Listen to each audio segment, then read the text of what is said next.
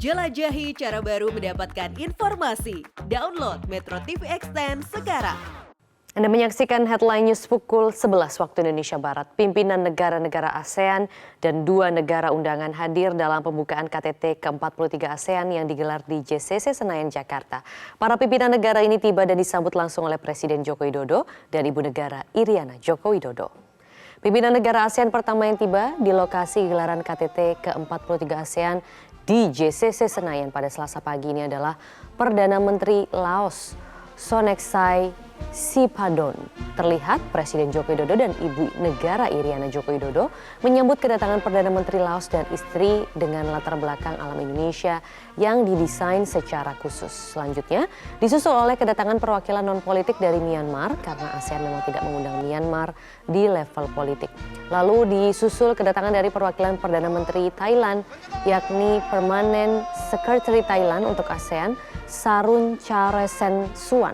Lalu Presiden Filipina Ferdinand Marcos Jr., Perdana Menteri Singapura Lee Hsien Loong, Perdana Menteri Malaysia Anwar Ibrahim, Perdana Menteri Pham Minh Chinh, Perdana Menteri Timor Leste Sanana Gusmao. Selain itu juga ada 2 negara Indo-Pasifik yang diundang dalam KTT kali ini yaitu Presiden Bangladesh Mohamed Sahabuddin selaku Ketua Indian Ocean Rim Association dan Perdana Menteri Kepulauan Cook Mark Brown selaku Ketua Pacific Island Forum.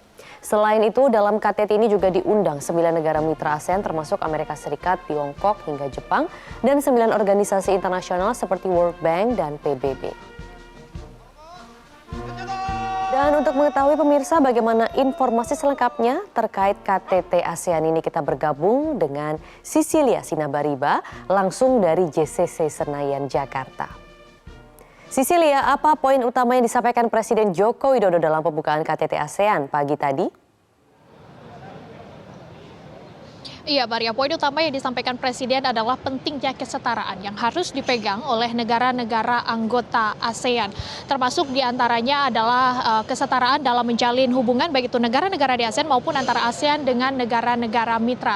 Karena kesetaraan menjadi poin penting yang harus dipegang untuk terus menjaga persatuan dan juga kesatuan. Nah, di sisi lain kita juga perlu melihat bahwa tadi disampaikan juga Presiden Joko Widodo bahwa ketidaksetaraan yang muncul justru menciptakan ketidakadilan yang selama ini ada.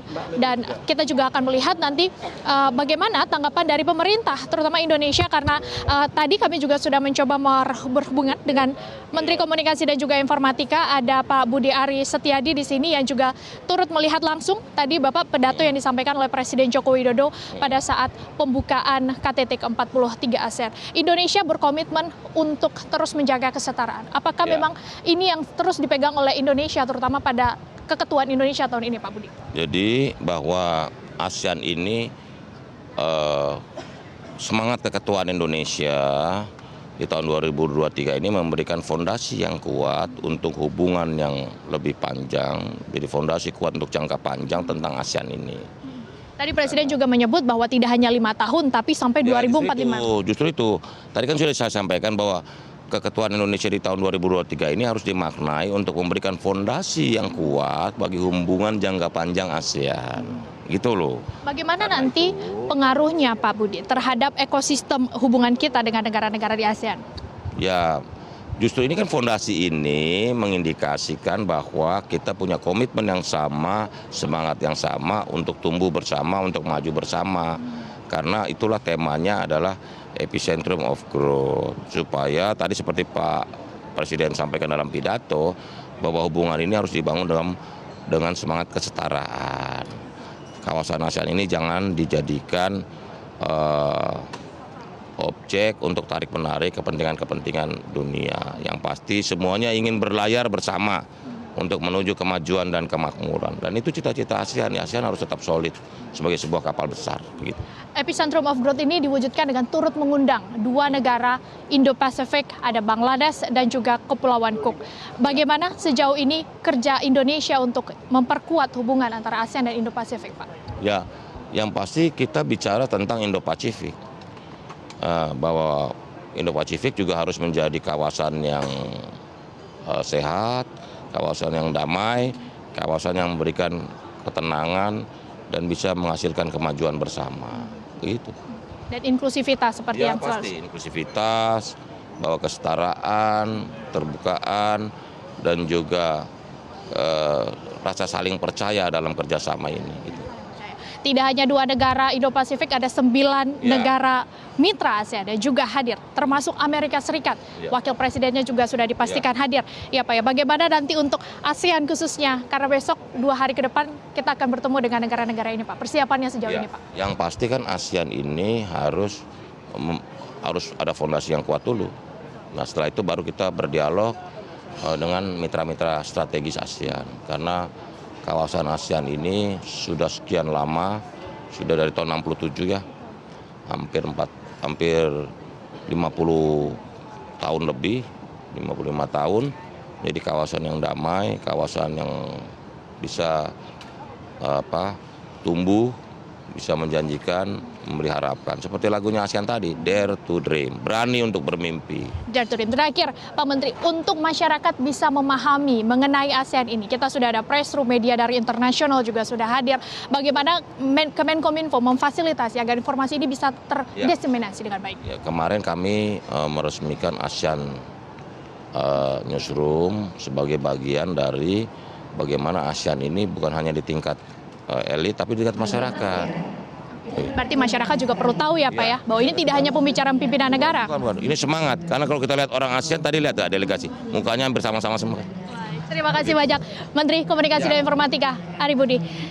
Presiden Joko Widodo memang hari ini dan juga sampai 7 September 2023 nanti akan memimpin setidaknya ada 12 pertemuan, baik itu pertemuan antara ASEAN dengan negara-negara Indo-Pasifik maupun ASEAN dengan 9 mitra negara, baik itu Amerika, Jepang, Tiongkok, Kanada, dan juga sejumlah negara lainnya. Dan tadi Presiden sudah membuka untuk sidang pleno dan untuk hari ini akan ditutup dengan pertemuan atau agenda retreat session.